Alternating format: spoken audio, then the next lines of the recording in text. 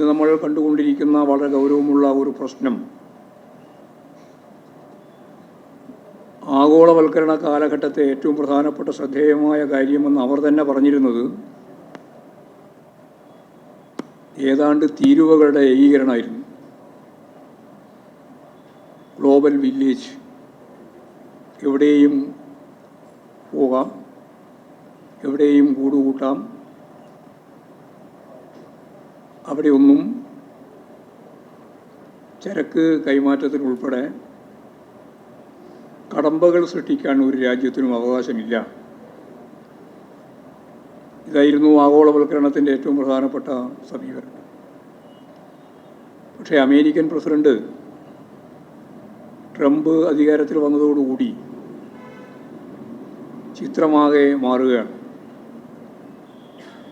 ഒരു വ്യാപാര യുദ്ധത്തിലേക്ക് കടക്കുന്നു എന്നാണ് മാധ്യമ ശൃംഖലയിലെ നിരവധി ഭീമന്മാരിപ്പോൾ ലോകവ്യാപകമായിട്ട് വിശദീകരിച്ചത്. ഇതിൻ്റെ ഭാഗമായി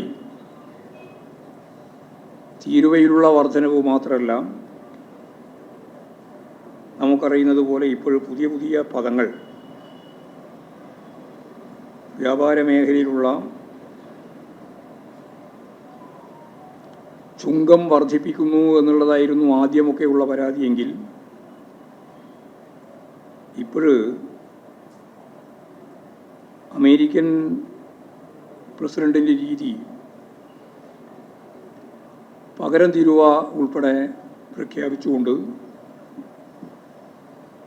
125% വരെ പകരം തീരുവ പ്രഖ്യാപിക്കാൻ, അത് ചൈനയിലാവുമ്പോൾ 145% വരെ പകരം ഇപ്പോൾ തീരുവ പ്രഖ്യാപിച്ച് കഴിഞ്ഞിരിക്കുകയാണ്. സമ്മർദ്ദത്തിൻ്റെ ഭാഗമായിട്ട് അല്പം സാവകാശം ചൈനയെ ഒഴിച്ചുള്ള രാജ്യങ്ങൾക്ക് ലഭിക്കുമെന്നാണ് ഇപ്പോൾ പറയുന്നത്. ഇങ്ങനെയുള്ള കാര്യം ഇന്ത്യൻ സമ്പദ് വ്യവസ്ഥയെ തന്നെ ബാധിക്കുന്ന ഗൗരവതരമായ പ്രശ്നമായിട്ട് മാറിയിട്ടും വ്യാപാര യുദ്ധത്തിലേക്ക് നീങ്ങുന്ന ട്രംപിൻ്റെ ഈ തീവ്ര വലതുപക്ഷ നിലപാടിനെതിരായി ഇന്ത്യൻ ഭരണവർഗത്തിന്, പ്രത്യേകിച്ച് നരേന്ദ്രമോദിക്ക്, ഒരക്ഷരം പോലും മറുപടി പറയാനാവാത്ത വിധേയത്വം അത് ഇന്ത്യൻ സമ്പദ് വ്യവസ്ഥയെ തന്നെ തകർക്കുന്ന തരത്തിലേക്ക് നീങ്ങുന്നു എന്നുള്ളതാണ് രാഷ്ട്രീയ നിരീക്ഷകരുൾപ്പെടെ ഇപ്പോഴും ചൂണ്ടിക്കാണിച്ചുകൊണ്ടിരിക്കുന്ന പ്രധാനപ്പെട്ട കാര്യം. ദൂരവ്യാപകമായ ഫലമുളവാക്കുന്ന ഇത്തരം സാമ്പത്തിക നയങ്ങൾക്കെതിരായി ലോകത്ത് പുതിയ അണിചേരലുണ്ടാവുമെന്ന കാര്യത്തിൽ യാതൊരു സംശയമില്ല. യൂറോപ്യൻ യൂണിയൻ ഉൾപ്പെടെ ഇത്തരത്തിലുള്ള നിലപാടുകൾക്കെതിരായി പരസ്യമായി രംഗത്ത് വന്ന ചിത്രമാണ് നമ്മൾ കാണുന്നത്. അപ്പോഴും നരേന്ദ്രമോദി ഇതിനെതിരായിട്ട് ഒരു അക്ഷരം പറയാൻ കൂട്ടാക്കുന്നില്ല എന്നുള്ളതാണ് വളരെ ഗൗരവമുള്ള മറ്റൊരു പ്രശ്നം. ക്രൂഡ് ഓയിലിൻ്റെ വില